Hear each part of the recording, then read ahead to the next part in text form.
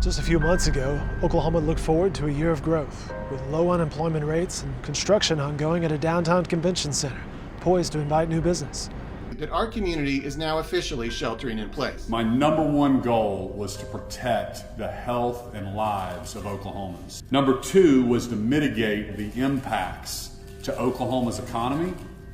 Then March hit, and it hit hard. The coronavirus pandemic spread across the world and right down Main Street. From an economic perspective, businesses closed and many of our friends lost their jobs or were furloughed. The numbers are harsh. According to a household pulse survey by the U.S. Census Bureau conducted May 7th through the 12th, nearly half of Oklahomans surveyed, 47.6%, reported someone in their household had experienced a loss of income since March 13th, with a 36.2% housing insecurity rate. That means people either missed a rent or mortgage payment or had little confidence in their ability to make next month's payment. And with the economy slowed by COVID-19 and oil and gas industry uncertainties, Oklahoma City budget managers expect general fund revenues to decline 5.6% in fiscal 2021. So as summer approaches and after roughly 10 weeks of gloomy headlines, Oklahoma City looks to reopen. We spoke with civic leaders, large and small business executives, those in the travel industry, and those weighing options for kids going back to school. We examined the changes and the progress, and we asked what to expect as we move forward, and what are they optimistic about. Of course, this is just a small part of the conversation of rebuilding.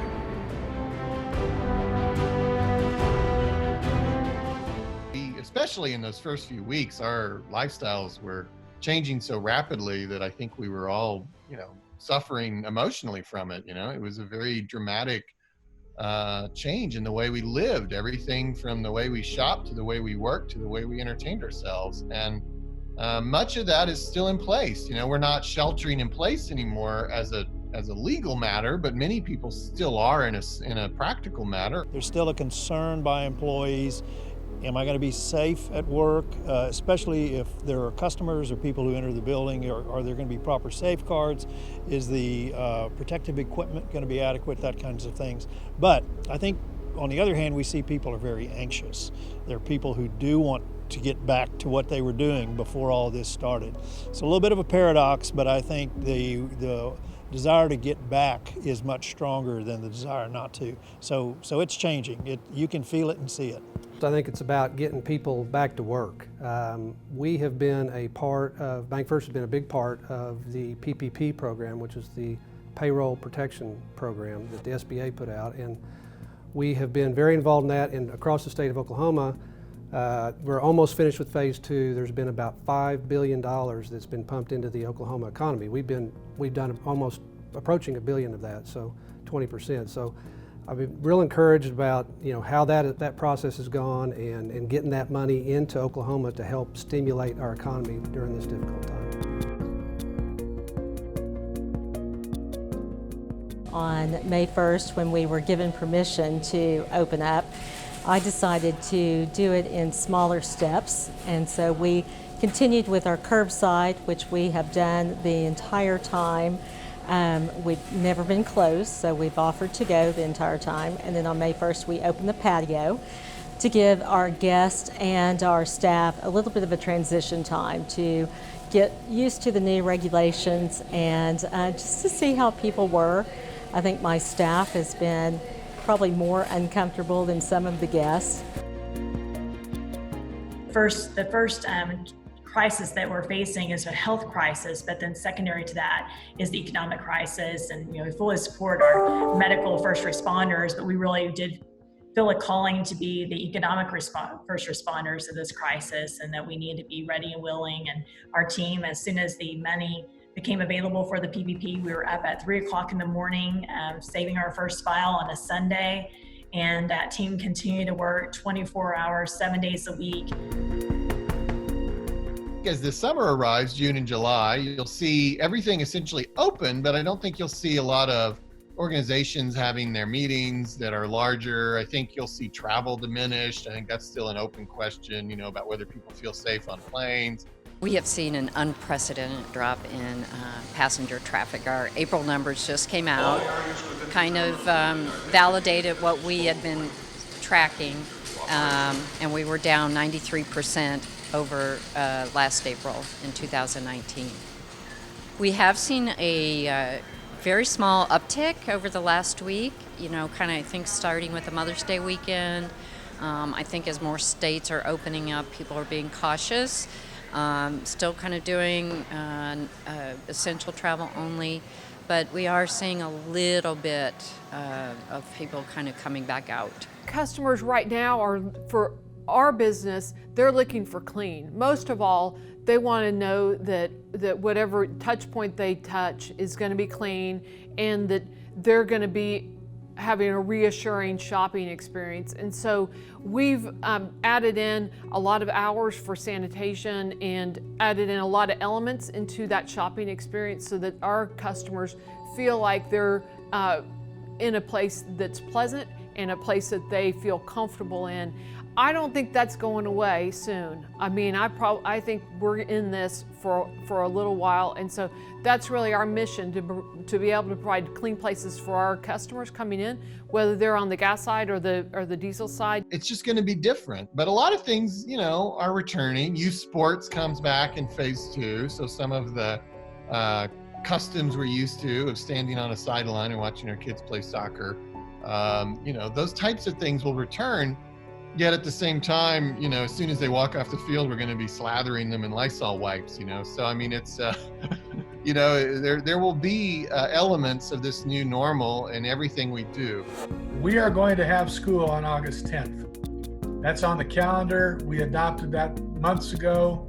So our conversations are more about what is August 10th going to look like? Is it going to be exactly what it looked like the last 7 weeks, virtual? Hard copy packets, drive-up service for meals, or is it going to be all restrictions are lifted and we're back to business as usual, buses are running, cafeterias and classrooms are full of kids and teachers, or is it going to be a hybrid? Is it going to be a combination of the two of those? What I think you'll be seeing behind the scenes that we're going to be having to do at the government level, we have multiple roles here, and for a while people got used to our role of closing things, and as that changes, now our role becomes creating an environment where you feel safe in the absence of a vaccine or a proven treatment. And so we have to work on building the infrastructure for testing and tracing so that you don't feel like every time you walk into a restaurant, you're walking into a cesspool of COVID-19. A lot of anxiety out there. We didn't want to prevent access to someone's financial assets because of this coronavirus. So we did a few things. First, we procured an interactive teller machine, which basically allows you, we have some of these in our bank lobbies already, but this is a drive-up one. So you could interact with a teller via video teleconference and conduct transactions without having to go through the drive-through. So that helped out from one aspect. We also have technology that we deployed in Midtown, Oklahoma City, that we now have deployed in downtown Edmond so that businesses can access self-service banking services 24/7.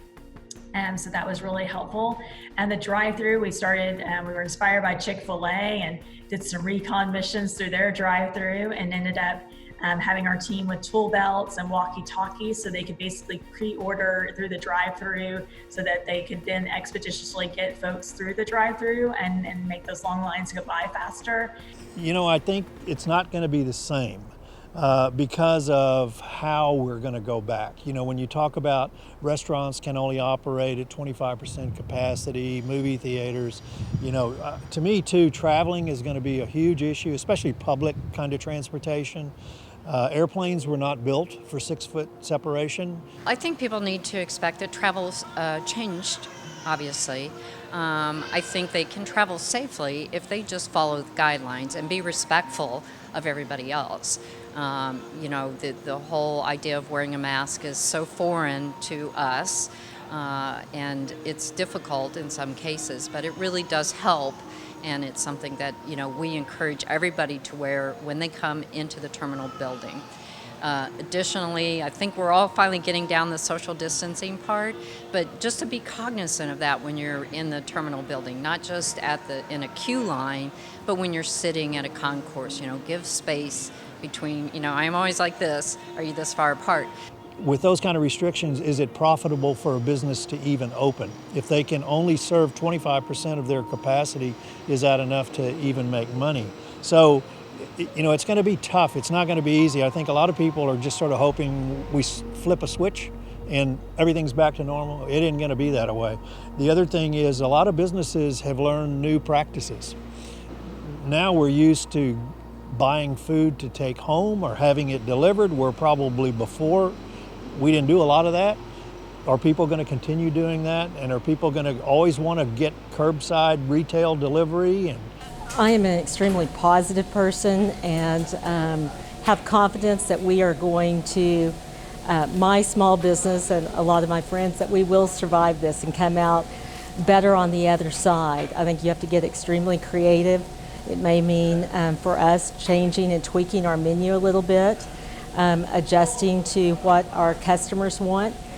Consumers probably have an idea of what they think they're going to do, but they don't necessarily know what their neighbor or other friends and peers are going to do. So I think it's going to take some getting used to. It's not going to be the same. It's going to be different. Having said that, though, I'm not sure it's different bad. I just think it's different.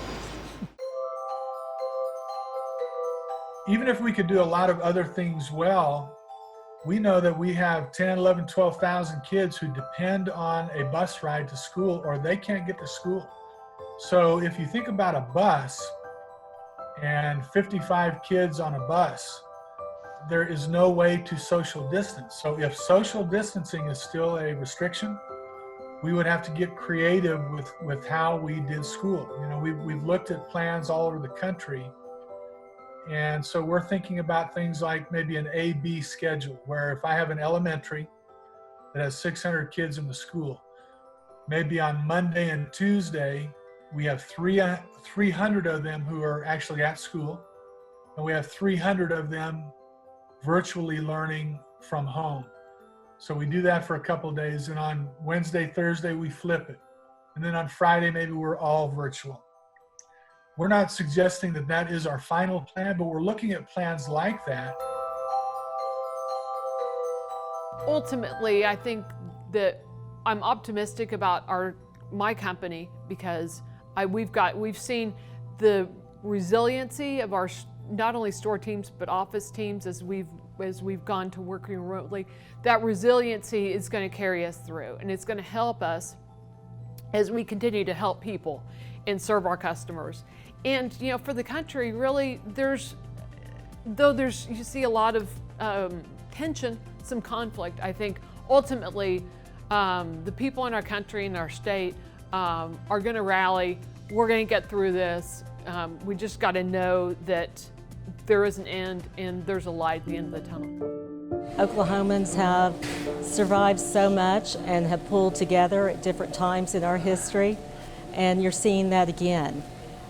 People are stepping up and helping each other out, whether it is dropping food off for a friend that can't get out of the house, or if it is doing something for a neighbor that they never even know it was you that did it, or like in my case, the people that continue to support a small business. Oklahoma City was a land-run city. There wasn't much opportunity here when people first came here.